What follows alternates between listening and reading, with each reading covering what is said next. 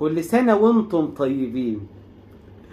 صوم العذراء ما ينفعش يعدي غير لما ناكل الأكلة المفضلة للسيدة العذراء مريم. ايه بقى هي الأكلة المفضلة للسيدة العذراء مريم؟ الشلولو. الشلولو يا معلم. مفيش بيت مسيحي في اليومين دول ما بيعملش شلولو. عبارة عن ايه بقى الشلولو ده؟ الشلولو يعني احفظ الاسم ده كويس عشان هسمع لك. عبارة عن ايه بقى؟ شوية ملوخية بس مش معمولة بقى بلحمة والكلام ده.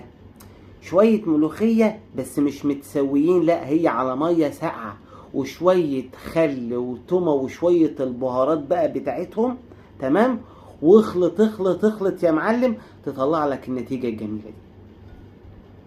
عيشك الحلو ولازم يكون سخن، ايوه، وتعملها ودن قطة.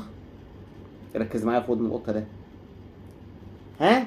وتودي تودي. يلا انا في الاكلة دي بنسى حاجة اسمها الرجيم. بص يا معلم، بص. المفروض يبقى فيه بصلاية في النص، بس هي ما عملتش بصلاية. حاضر حاضر، هشتكيها، انا هشتكيها. لازم يبقى فيه بصلاية في النص كده بتعوم. ودي يا معلم. لا لا لا، الاكلة دي مش عايزة رغيف، لا لا لا لا، عايزة 2، عايزة 3. انسى بقى الرجيم، يعني ودي الرجيم في حتة تانية. بص، ودن قطة كده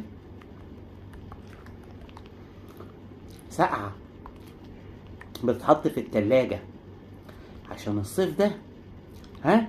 ما ينفعش معاه الطبيخ السخن. بص، ساقعة ساقعة. بص،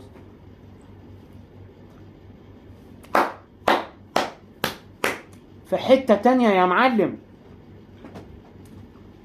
ودي سيبك بقى من جوسي ولوسي والكلام ده كله. الشلولو ده بينزل في القلب.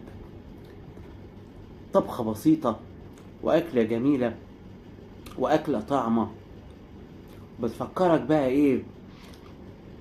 بالناس الجميلة. الله يرحمك يابا، الناس اللي الله يرحمك يا جدي كانوا يجمعونا كلنا ونقعد ناكل في شلولو.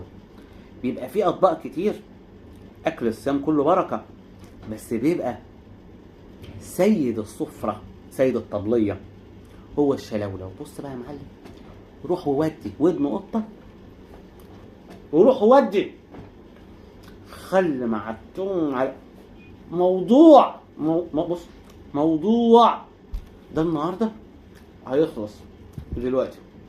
بص بص بص، ودن قطة صغيرة، ودن قطة. بص، اللي ببقك يخلص يكون التاني على طول وراه. كل سنة وانتم طيبين، وتعيشوا كل سنة ويملى حياتكم كلها بركة.